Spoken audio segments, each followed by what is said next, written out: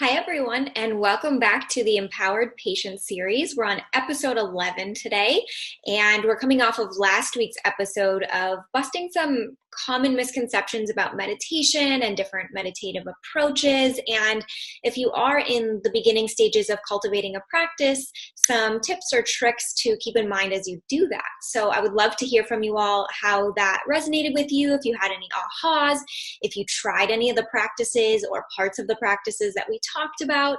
I would just love to hear from you. So in today's episode, we're actually going to talk a little bit about mental health awareness, and I'm going to share my personal story with anxiety, panic attacks, and depression. So let's just dive right in. If you didn't know, last week, Wednesday, was World Mental Health Day 2018.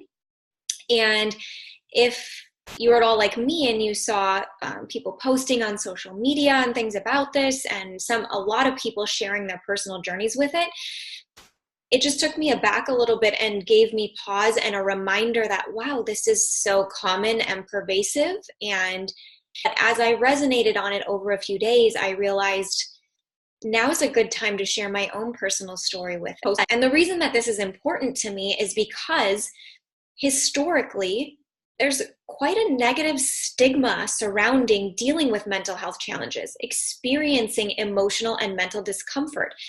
So I really want to be a strong advocate and presence for just creating the awareness that experiencing mental and emotional discomfort is common. It is normal. It is human. It is a healthy part of our experience. But if we continue to see it through the lens of the past, we may feel like there's something wrong with us, that we're under-functioning, or that we need to be fixed in some way. None of us want to feel like there's something wrong with us, that we're faulty or broken in some way, or that even that we're put into a category that makes us different or other than. And so I think the more that we can be aware of our own experience and honest and forthcoming about our own experience of anxiety, our own experience of strong emotions and challenging emotions, the more common we'll see that it is, the more connected we'll feel with one another in this experience, and the more that we can support one another and walk each other through it. So with that, I'll share a bit about my own experience because I realized in reflecting on this and reflecting on World Mental Health Day that even though anxiety and depression and panic attacks were a significant part of my history, and even though I'm a strong advocate for mental health support, and it's something that I prioritize in my life to this day, I see a therapist to this day, not because there's something wrong with me or I'm under functioning, but because I want that continuous objective support in my life, that I haven't openly shared about my past history with it.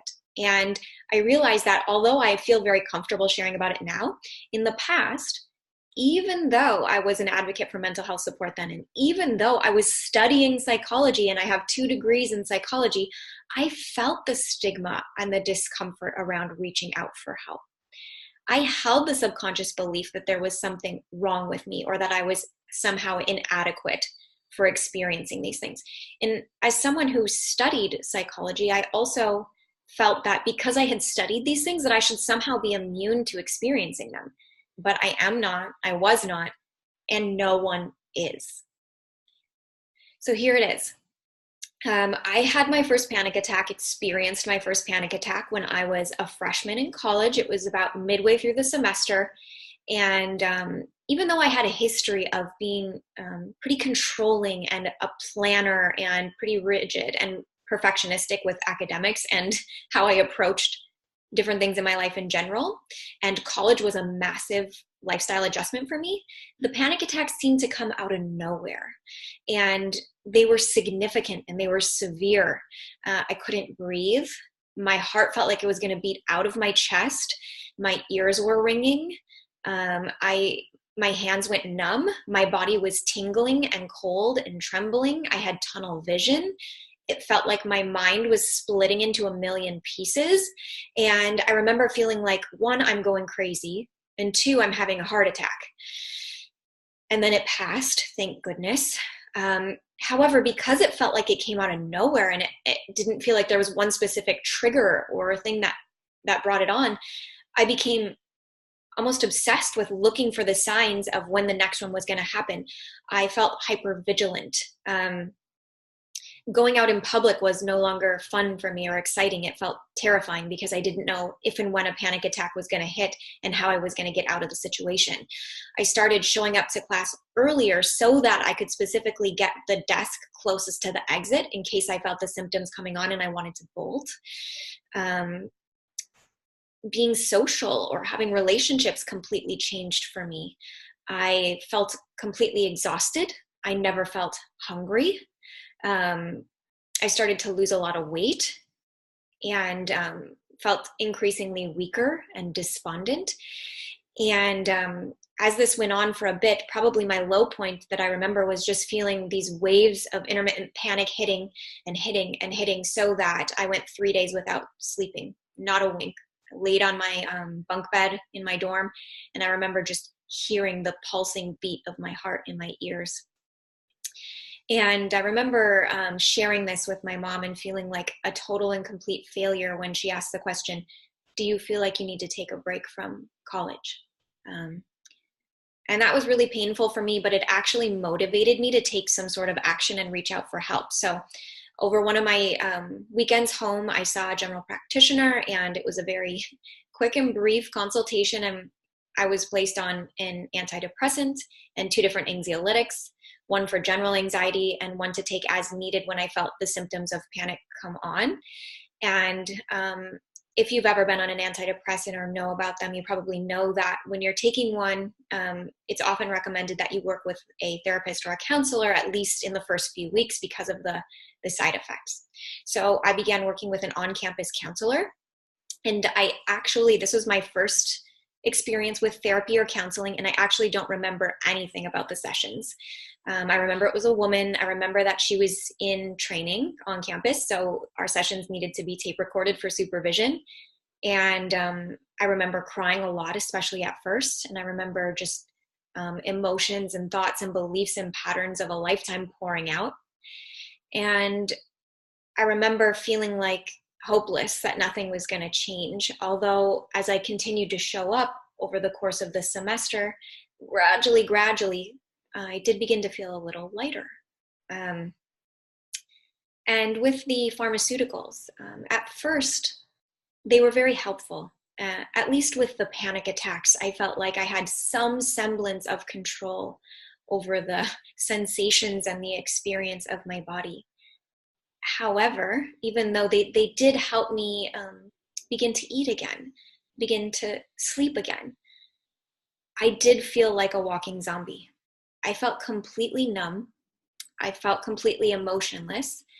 And it still took every ounce of clinging to my identity as a good student and a good girl to show up for class. Just every ounce of my energy. And I remember after a few months, I was lying next to my boyfriend at the time in bed, and just coming to the awareness that I was completely numb, that I did not feel my body. I did not feel any emotions.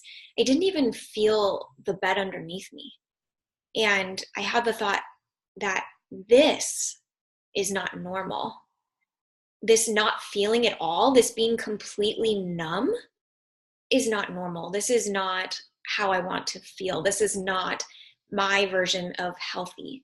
So it was in that moment, sort of that transformational shift, that I resolved to wean myself off of the medications with help, supervised help from the counselor and from the practitioner, and to find resources within my life and the way that I was living to cope better with feelings, to create the space and the awareness to actually feel my feelings. And I just want to say that that was a personal choice of mine, and I completely respect and support those who want to thrive with pharmaceuticals. The point that I'm trying to make is that it's increasingly easy and accessible to distract, to numb out, to run away from our emotions and discomfort of feeling them.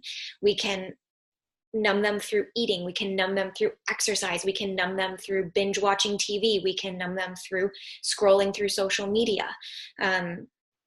So what I'm trying to advocate for, what I am advocating for in my own life and supporting others in, is creating the space to become aware of the discomfort and what's causing it, and to be with it. So that has been about a decade-long journey for me at this point. And so I'll just share sort of how that's progressed for me, because I think it looks different for each and every one of us. And there's a wide variety of coping tools available to us. So what served me may not serve you, but maybe one of the things that I share will serve you. And they may change over time. I think the greater our resource bucket, the better. So actually, one thing that I do remember from my counseling sessions is that my counselor said, when you feel a panic attack coming on and your mind thinks you're having a heart attack, what I want you to do is find the nearest staircase and to start running up and down the stairs so that you can rationalize that you're not actually having a heart attack. And so I did do that, and I was desperate to try anything at that point. And it actually really worked for me. It made the rational shift or the click in my mind, like, okay, this is really uncomfortable and these symptoms are really intense, but I'm not having a heart attack. I'm not dying. And that actually led to incorporating regular exercise into my routine. And up until that point, I had only exercised for aesthetic reasons. I had only exercised to stay skinny, to stay fit, to look good. And so exercise began to take on a different meaning in my life. It had a greater significance in why I was showing up, because it really became a coping mechanism for moving those feelings of discomfort through. I would say that it did become almost an addiction, an obsession, and a distraction when it was my only coping mechanism. But it did have positive effect as well, and it did serve me. Fast forward a few years, I had been doing pretty well. I felt like my anxiety was pretty well managed. I was off of all medications.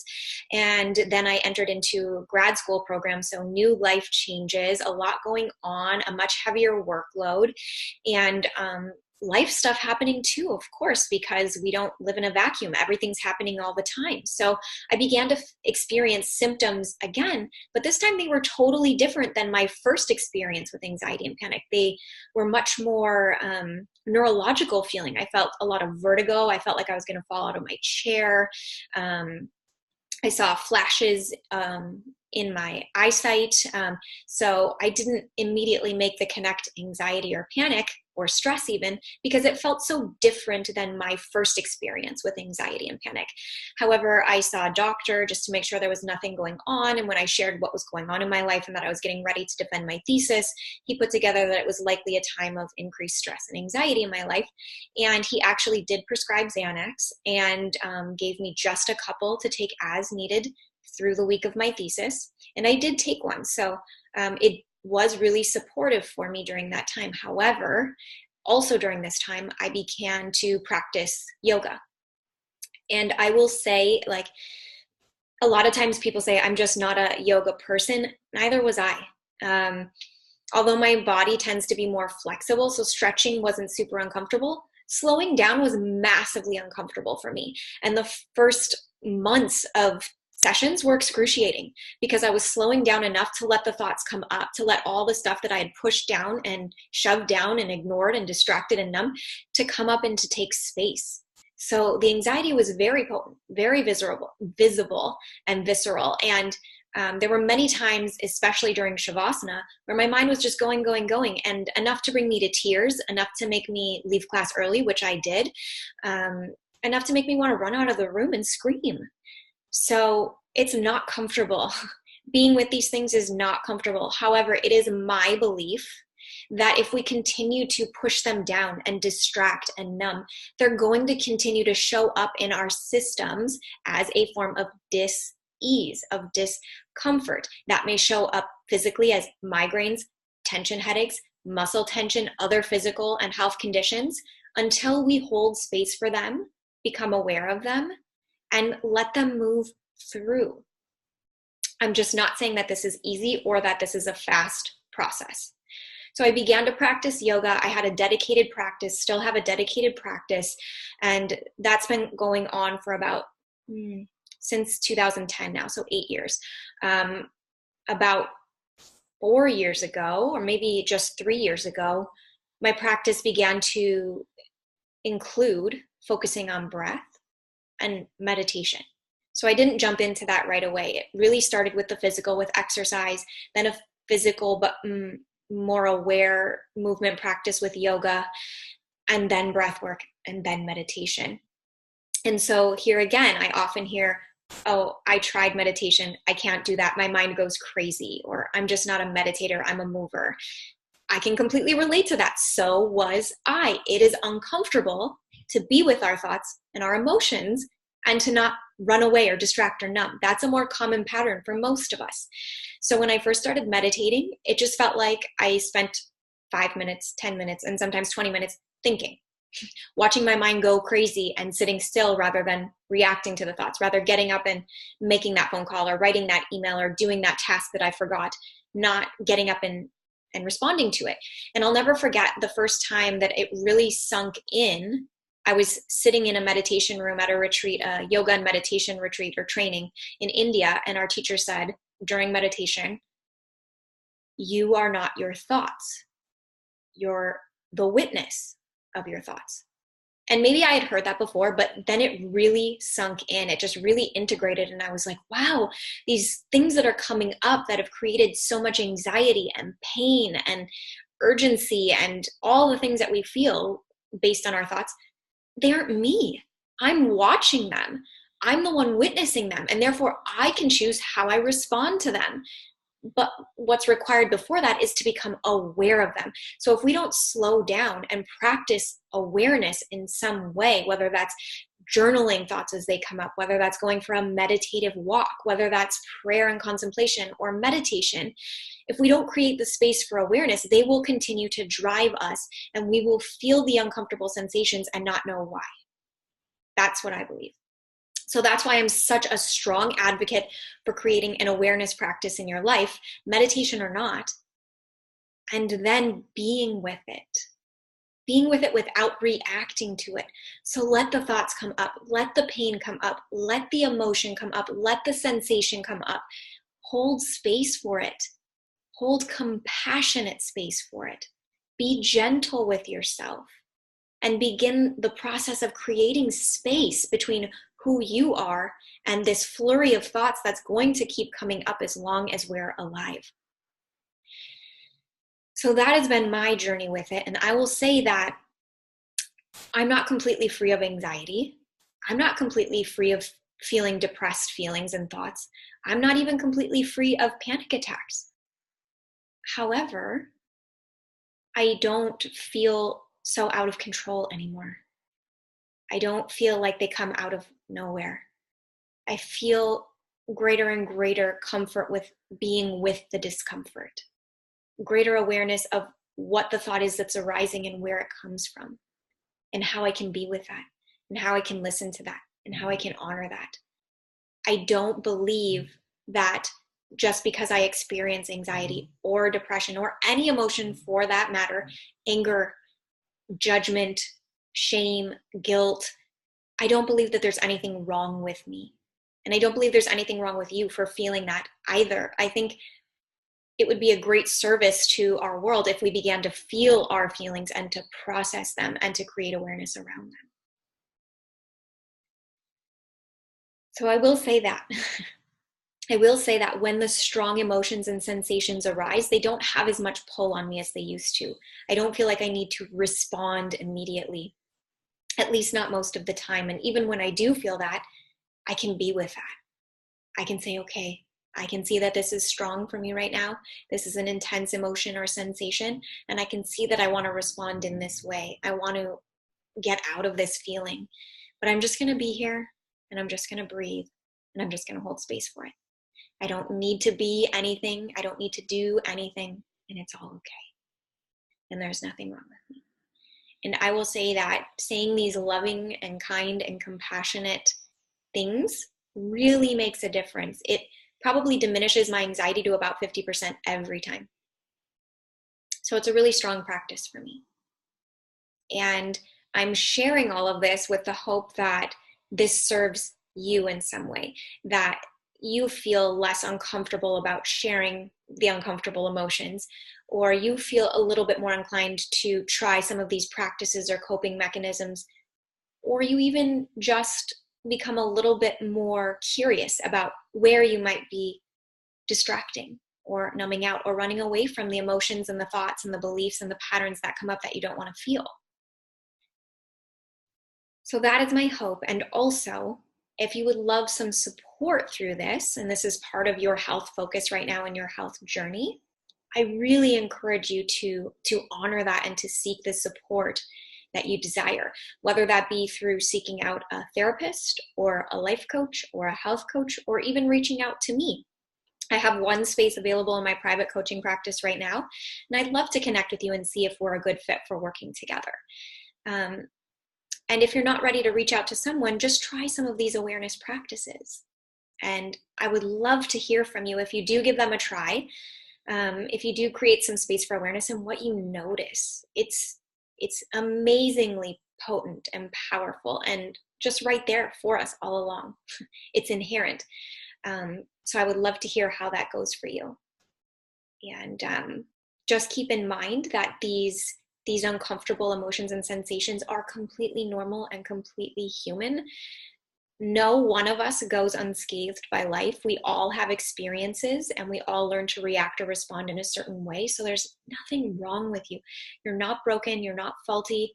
You are completely human, just like the rest of us. So hopefully that allows you to feel a little bit more connected to each of us and a little bit more a sense of belonging, which I think so many of us desperately want to feel. And again, just hoping that this serves your highest good. That's it for this week. See you next time.